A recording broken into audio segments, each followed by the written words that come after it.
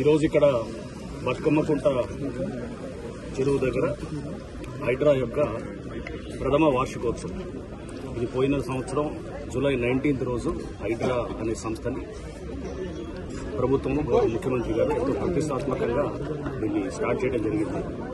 So ఈ సంవత్సర కాలంలో హైడ్రా ఎన్నో ఎక్స్పీరియన్సెస్, గుడ్ ఎక్స్పీరియన్స్ ఉన్నాయి, కొన్ని అక్కడక్కడ బెటర్ ఎక్స్పీరియన్సెస్ కూడా ఉన్నాయి. బట్ వైఎల్లా చూస్తే కనుక మీరు చూస్తే ఒక పద్ధతిగా, ఒక సిస్టమేటిక్ పద్ధతిలో డిజాస్టర్ మేనేజ్మెంట్ అడ్రస్ చేయడానికి కావాల్సినటువంటి ఒక స్ట్రాటజికల్ ప్లానింగ్ తోటి మేము ముందుకు వస్తూ ఈ బతుకమ్మ కుంట అనే దీన్ని కూడా ఇప్పుడు మొత్తం దీన్ని రిజువనేట్ చేయడానికి మా చర్యలు ఫిబ్రవరి నుంచి మొదలెట్టడం జరిగింది.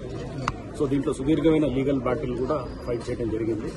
సో ఈరోజు ఇక్కడ ఈ ఫంక్షన్ లో జిల్లా కలెక్టర్ హరిచందన గారు, సీనియర్ కాంగ్రెస్ నాయకులు హనుమంతరావు గారు, జోనల్ కమిషనర్ జిహెచ్ఎంసీ రవికిరణ్ గారు, ఇంకా హైడ్రా అధికారులు పెద్ద ఎత్తున ఇక్కడ ఉన్నటువంటి ఈ చుట్టుపక్కల ఉన్న స్కూల్స్ లో ఉన్నటువంటి బాలబాలికలు అండ్ ఈ పక్కన కాలనీస్ లో ఉన్న బస్తీ వాసులు, కాలనీ వాసులు అందరూ కూడా దీంట్లో పెద్ద ఎత్తున పార్టిసిపేట్ చేశారు. సో వీళ్ళందరిదంటే ఈ చెరువు, ఈ కొంత ఏదైతే గనక ఇది 5.5 ఎకరాల్లో ఉన్నటువంటి చెరువు మీ అందరికీ తెలుసు. గతంలో ఇది ఒక డంపింగ్ యార్డుగా ఉండేది. చెత్త ఇదంతా కూడా మొత్తం ఇక్కడ తెచ్చి డంప్ చేసేటటువంటి పరిస్థితి నుంచి దాన్ని ఇప్పుడు ఈ రూపానికి తీసుకొచ్చాం.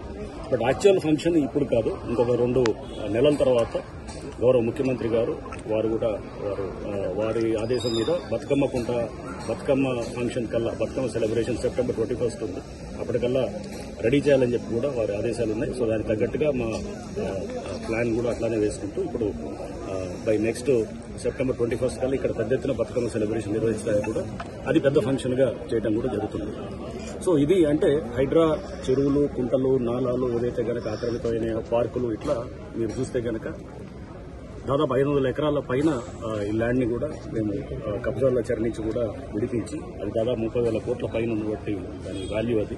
ఇంతేకాకుండా ఈ చెరువుల్ని కూడా మనం ఇప్పుడు ఏదైతే మేము 6 చెరువులు హైడ్రా ఆధ్వర్యంలో చేస్తున్నామో ఈ 6 చెరువుల్లో కూడా ఇంతకుముందు ఏరియా కన్నా డబల్ చేసి దాదాపు ఇదే 75 ఎకరాల పైన, అంటే దాన్ని మీరు చూస్తే కనుక దాంట్లో హోల్డ్ చేసే వాటర్ వచ్చేసి 300 మిలియన్ లీటర్ల వాటర్ ఉంటుంది. అంటే 30 కోట్ల లీటర్ల వాటర్ ఏదైతే రోడ్ల మీద ఉండేటువంటి వాటర్, లేకపోతే వృధాగా మున్సిలోకి వెళ్ళేటువంటి వాటర్ ఇప్పుడు చెరువుల్లోకి వస్తుంది.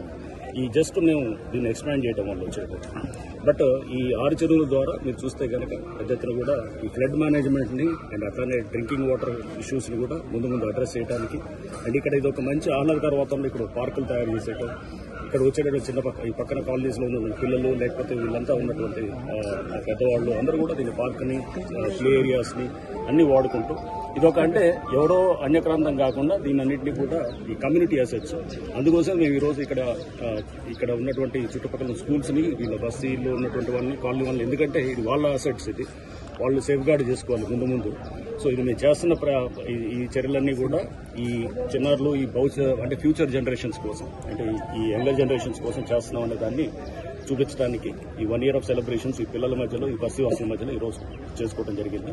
సో ఇంకా ఇట్లా ఎన్నో చెరువులు, కుంటలు లేకపోతే ఆక్రమితమైనటువంటి ప్రాంతాలని హైడ్రా తప్పకుండా మాకు లోతైన ఎంక్వైరీ ద్వారా అన్నింటినీ వీళ్ళంత వరకు మాకున్నటువంటి రిసోర్సెస్ తోటి మేము తీయడానికి కూడా ప్రయత్నం చేస్తాం.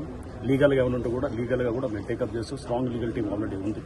అండ్ దీనికి సహకరించినటువంటి ప్రభుత్వానికి అండ్ గౌరవ ముఖ్యమంత్రి గారు రేవంత్ రెడ్డి గారికి మాకు మెయిన్ గా ఈ ఫండింగ్ ఇదంతా ఇచ్చి ఈ చెరువులు అంటే ఓన్లీ కూల్చడం కాదు, మనం దీన్ని నిర్మాణం చేయాలనేటటువంటిది ముఖ్యమంత్రి గారి ఆదేశాలకు అనుగుణంగా మేము ఇక్కడ ఈ నిర్మాణం 6 చెరువులు టేకప్ చేయడం కూడా జరిగింది. సో ఇంకా ముందు ఇంకా పెద్ద ఎత్తున కూడా చెరువులు టేకప్ చేస్తూ అసలు యాక్చువల్గా మేము చేస్తున్నటువంటి ఇప్పుడు ఎంకరేజ్ చేయాలంటే మీరు చూస్తున్నారు 1-2 సార్లు ఆలోచన చేసే పరిస్థితి చెరువు ప్రాంతాల్లో మీరు ఉన్నది.